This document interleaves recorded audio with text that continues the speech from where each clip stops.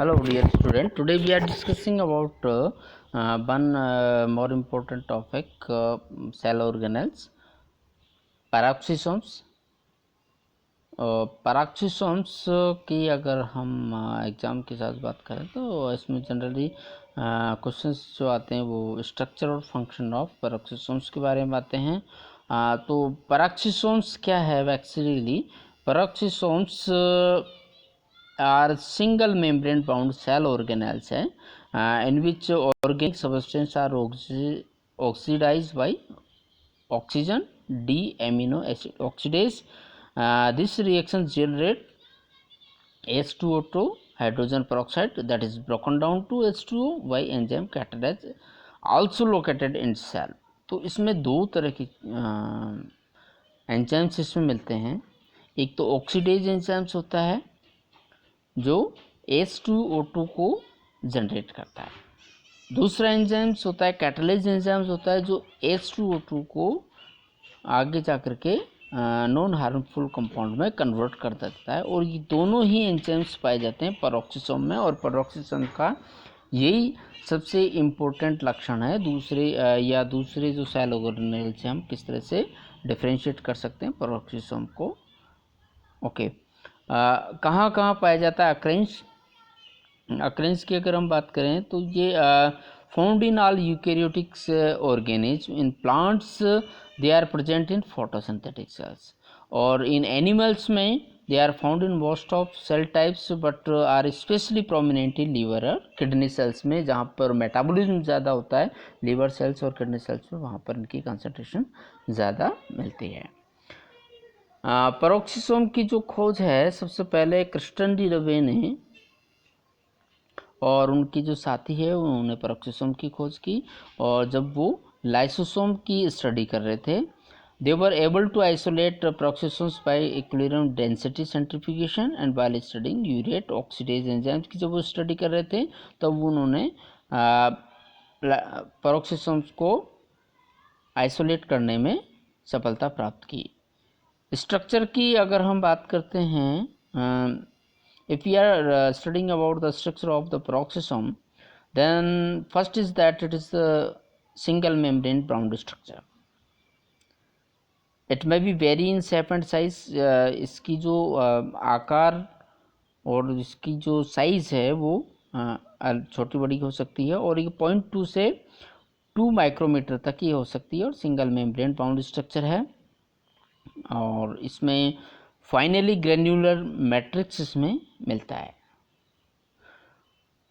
Number पर sales कितने होंगे ये डिपेंड करता है, एक ऑर्गन से ऑर्गन के रूप में भी ये डिपेंड करता है और ये एक developing stage to another developing stage में भी वेरी कर सकता है। और however the presence of catalase and one more hydrogen peroxides इसका एक सबसे इम्पोर्टेंट लक्षण है। तो अगर इसकी नंबर की बात करते हैं तो ये डिफरेंट सेल्स में डिफरेंट प्रकार का हो सकता है, नंबर इसके कम ज़्यादा हो सकते हैं। वो कोशिका किस तरह से काम करती है, कितनी इसकी रिक्वायरमेंट है। मोस्ट ऑफ पेरोक्सिसोम्स में एक क्रिस्टलाइन कोर होता है, generally present in crystalline form होता है, जैसे ये इस तरह की स्ट्रक्चर है, और इसमें बीच में ये क्रिस्टलाइन कोर के रूप में ये हमें स्ट्रक्चर देखने को मिलती है, और इसके चारों तरफ एक यूनिट मेम्ब्रेन बाउंड स्ट्रक्चर में ये बाउंड रहता है। और ये जो क्रिस्टलाइन कोर है एक्चुअली ये यूरेट ऑक्सीडेज होता है एनिमल सेल्स में, और कैटालेज एंजाइम्स होता है प्लांट सेल्स में, but crystalline form is not found in some cells. Okay, we can also characterize peroxisome by employing एक cytochemical test और होता है कैटालेज के द्वारा, कैटालेज के लिए, जिसको हम बोलते हैं डाई एमिनो बेंजीडाइन रिएक्शन। कौन सी? Di amino benzidine reaction. इस रिएक्शन के द्वारा भी हम पेरोक्सिसोम्स को आइडेंटिफाई कर सकते हैं। Now we are discussing about the function of peroxisomes. Peroxisomes के बहुत सारे कार्य हैं, जिसमें सबसे इम्पोर्टेंट है हाइड्रोजन पेरोक्साइड्स का मेटाबॉलिज्म। सबसे पहला है हाइड्रोजन पेरोक्साइड का मेटाबॉलिज्म, और इसमें दो रिएक्शंस होती है एक्चुअली। एक पहली रिएक्शन है, उसमें मॉलिक्यूल्स हैं, उसमें ऑक्सीडेज एंजाइम्स की उपस्थिति में ऑक्सीजन उसमें जोड़ी जाती है और उससे एक मॉलिक्यूल्स बनता है, ऑर्गेनिक सबस्ट्रेट बनता है, देन ऑर्गेनिक मॉलिक्यूल्स बनता है, और उसी के साथ में एक H2O2 हाइड्रोजन पेरोक्साइड जनरेट होती है। जैसा कि हम जानते हैं हाइड्रोजन पेरोक्साइड जो है वो एक बहुत ही हार्मफुल मॉलिक्यूल्स हैं, इसलिए उसका नॉन हार्मफुल मॉलिक्यूल्स में कन्वर्ट करना बहुत ज़्यादा ज़रूरी है, और जितना जल्दी कन्वर्ट होगा उतना ही नुकसान सेल्स को होता है। इसलिए यहाँ पर पेरोक्सिसोम में हाइड्रोजन पेरोक्साइड बन रहा है, वहीं पर ये ऑक्सीडेज एंजाइम्स की सहायता से उसी पेरोक्सिसोम्स में दूसरा एंजाइम्स होता है जिसको हम कैटालाइज के नाम से जानते हैं। ये हाइड्रोजन पेरोक्साइड्स को कन्वर्ट कर देगा दो नॉन हार्मफुल कंपोनेंट में, वाटर मॉलिक्यूल्स और ऑक्सीजन मॉलिक्यूल्स में। यहाँ पे अगर हम देखें ओवरऑल तो ऑक्सीजन का जो कंजप्शन है ओवरऑल ज़्यादा होता है। ऑक्सीजन एक मॉलिक्यूल्स पूरा काम में आधा मॉलिक्यूल्स हमें जनरेट होता है, तो ऑब्वियसली यहाँ पर नेट कंजप्शन ऑफ ऑक्सीजन होता है। लेकिन यहाँ पे सबसे इम्पोर्टेंट चीज़ है कि यहाँ पे जो हार्मफुल जो कंपाउंड हाइड्रोजन पेरोक्साइड बना वो नॉन हार्मफुल कंपाउंड में कन्वर्ट हो जाता है, जो बहुत इम्पोर्टेंट है। सेकंड फंक्शन है पेरोक्सिसोम्स का डिटॉक्सिफिकेशन ऑफ हार्मफुल कंपोनेंट्स। बहुत सारे कंपोनेंट्स हैं, जैसे मेथनॉल है, एथेनॉल है, फॉर्मिक एसिड है, नाइट्राइट है, फिनोल है, इनके सबको ये हार्मफुल कंपोनेंट हमारे बॉडी में जाते हैं या प्लांट्स में जाते हैं, तब ये कैटालाइज जो एंजाइम्स हैं जो पेरोक्सिसोम में प्रेजेंट होता है उसी के द्वारा ये डिग्रेड होते हैं। और ये पेरोक्सिसोम ये इसीलिए पेरोक्सिसोम्स की जो पर सेल की जो उपस्थिति है वो किडनी और लिवर सेल्स में, एनिमल सेल्स की अगर एनिमल की बात करें तो वहाँ पर एनिमल में लिवर और किडनी में ज़्यादा पाए जाते हैं, क्योंकि वहीं पर इन जो हार्मफुल जो कंपोनेंट हमारे बॉडी में जाते हैं उनको नॉन हार्मफुल कंपाउंड में कन्वर्ट किया जाता है। तो पेरोक्सिसोम्स का बहुत इंपॉर्टेंट काम है डिटॉक्सिफिकेशन ऑफ हार्मफुल कंपाउंड, मतलब विषाक्तीकरण करना। दूसरा है oxidation of fatty acids. Oxidation of fatty acids इसमें दो तरीके से काम करता है एक्चुअली। इन केस ऑफ अगर हम एनिमल सेल्स की बात करें तो ये इसमें बीटा ऑक्सीडेशन पेरोक्सोम में होता है, ठीक है। 16 to 24 जो लंबी जो फैटी एसिड्स है उसको छोटी फैटी एसिड्स चेन में तोड़ने का काम करता है। एनिमल सेल्स में पेरोक्सिसोम्स में क्या करता है, जो लंबी जो चेन्स होती है फैटी एसिड्स को छोटी चेन्स में कन्वर्ट कर देता है, और बाकी का जो रेस्ट ऑफ ऑक्सीडेशन है अप टू कहाँ तक, जो 2 कार्बन मॉलिक्यूल है एसिटाइल कोएंजाइम है वो उसका होता है माइटोकॉन्ड्रिया। फर्दर डिग्रेडेशन होगा माइटोकॉन्ड्रिया में। जबकि इन केस ऑफ प्लांट और फंजाई में पूरा जो ऑक्सीडेशन मतलब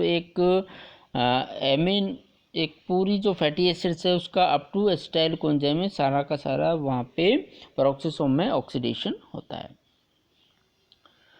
metabolism of nitrogen containing compounds.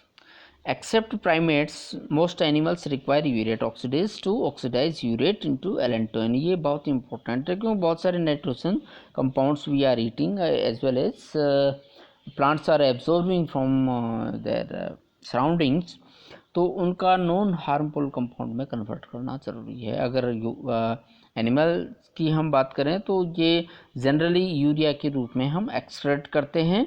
तो जो यूरेट और oxygen in presence of oxidase enzymes convert into allantoin. ये एलेंटोइन कन्वर्ट कर दिया जाता है एलेंटोइक एसिड्स में, जिसको हम यूरिया के नाम से जानते हैं। इसी के साथ में जनरेट होता है H2O हाइड्रोजन पेरोक्साइड, जो कैटालाइज एंजाइम्स की उपस्थिति में कन्वर्ट हो जाता है वाटर मॉलिक्यूल्स और ऑक्सीजन मॉलिक्यूल्स में। ये सब इसी में पेरोक्सिसोम्स में संभव होता है।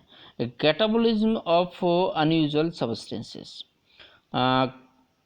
पेरोक्सिसोम में इन सम जो फंजाई की स्टडी में सामने आया कि कुछ एंजाइम्स पाए जाते हैं, पेरोक्सिसोम में कुछ स्पेशल एंजाइम्स पाए जाते हैं जो जीनोबायोटिक्स जो सब्सटेंसेस हैं, अनयूजुअल सब्सटेंस जो मैनमेड जो सब्सटेंसेस होते हैं जो बहुत ही लो डिग्रेड होते हैं एनवायरनमेंट में, उनको जीनोबायोटिक्स के नाम से जानते हैं। और ये जीनोबायोटिक कंपाउंड को नॉन हार्मफुल कंपाउंड में कन्वर्ट करने के लिए कुछ एंजाइम्स की ज़रूरत होती है जो पेरोक्सिसोम्स में ही पाए जाते हैं। पेरोक्सिसोम डिसऑर्डर भी होते हैं, अगर किसी तरीके से पेरोक्सिसोम्स का फॉर्मेशन नहीं होता है या पेरोक्सिसोम्स में प्रॉपर एंजाइम्स वो काम नहीं कर पा रहे हैं, ऑक्सीडेज या कैटालाइज एंजाइम्स काम नहीं कर पा रहे हैं, तब उसमें कुछ डिजीज हो जाती है। और एक बहुत ही इम्पोर्टेंट और वेल नोन डिजीज़ है जो एसोसिएटेड रहती है इससे पेरोक्सिसोम से, जिसको हम बोलते हैं ALD के नाम से जानते हैं। इसको बोलते हैं सेक्स लिंक्ड एड्रीनोल्यूकोडिस्ट्रोफी।